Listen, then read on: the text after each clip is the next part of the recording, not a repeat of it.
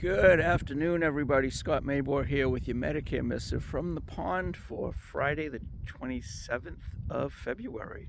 Can't believe February's done. Let's see, I spoke to two clients today, and I was going to tell you both stories, but I think I'll make two separate videos in the interest of time. So since it's Friday, I'll tell you the happier story, I guess. I don't know which one's happier, though.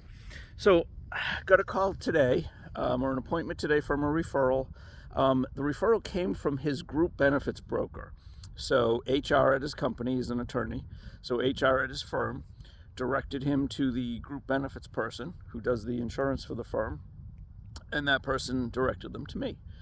So we were having a discussion, and he and his wife, and he's not retiring, but they are of Medicare age, and they're looking to see if they could save some money.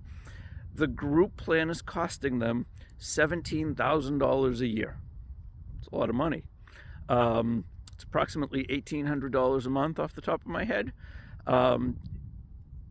So I asked him to get me the details on the plan, which he did.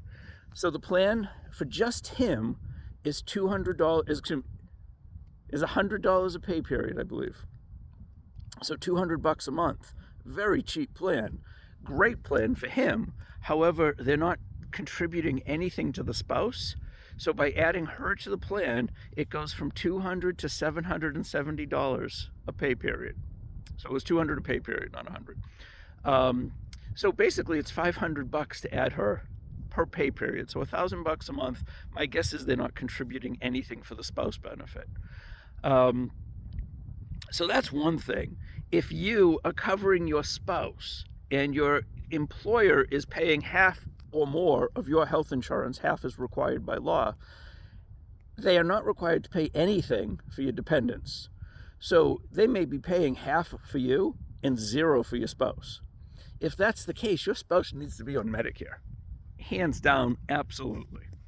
So no question asked about that. If you're covering a spouse, you better make damn sure you know how much it would cost. So your husband and wife plan, employee plus one, whatever they're referring to it as, how much does it cost if that plus one leaves and it's just you? And most people always tell me, oh, it'll be half. Bullshit. It won't be half. It'll be less in almost every case. Then you have to ask yourself, is it worth, in this case, paying $1,000 a month to cover a spouse when she could be on Medicare? So that was one question that we talked about. Then he did send me the details on the plan itself.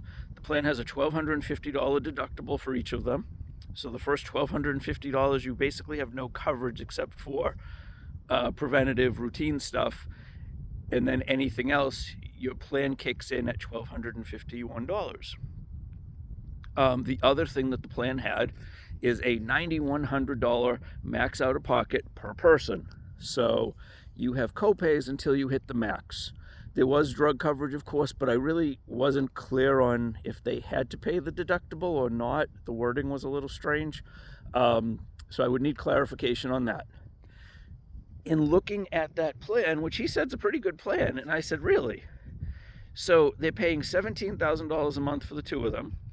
I said, you could be on Part B, which is normally $203 a month, but because of their income, it's around $284 a month per person. We throw on a supplement or a Medigap plan for another couple $100. Call it $250.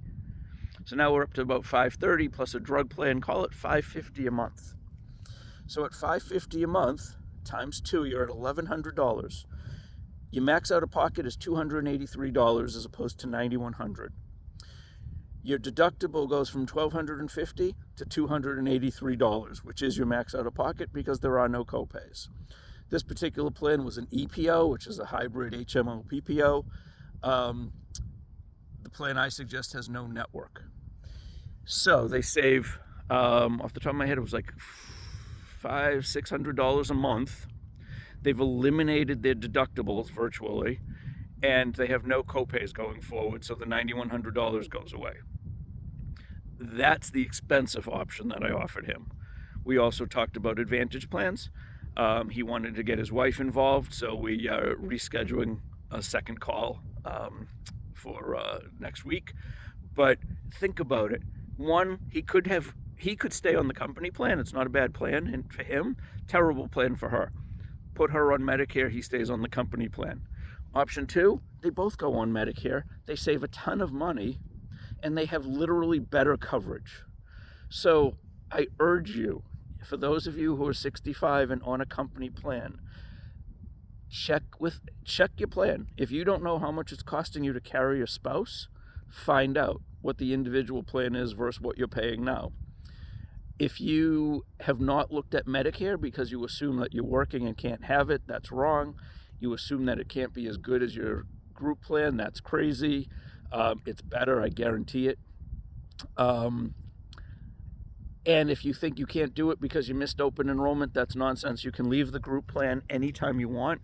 And more importantly, you will make HR so happy if you go off your group plan. It's not an insult to them. You're costing the company money. In many cases, insurance is either going to be based on the average age, which you're pulling up, or it's going to be based on claims history. And typically the older beneficiaries have higher claim rates. Not always, but typically. So by you getting off the plan, you save money, which is obviously your first concern. The company saves money, which is nice, and the remaining employees, your colleagues, save money because the renewals could go down. It's a win-win for everybody, honestly. And you still don't have to do it. You just have to check. And if it turns out that Medicare is not the better option for you, stay with what you got and review it next year. Let me know how I can help. Talk to you soon. Have a great weekend, everyone. Happy March. Be well.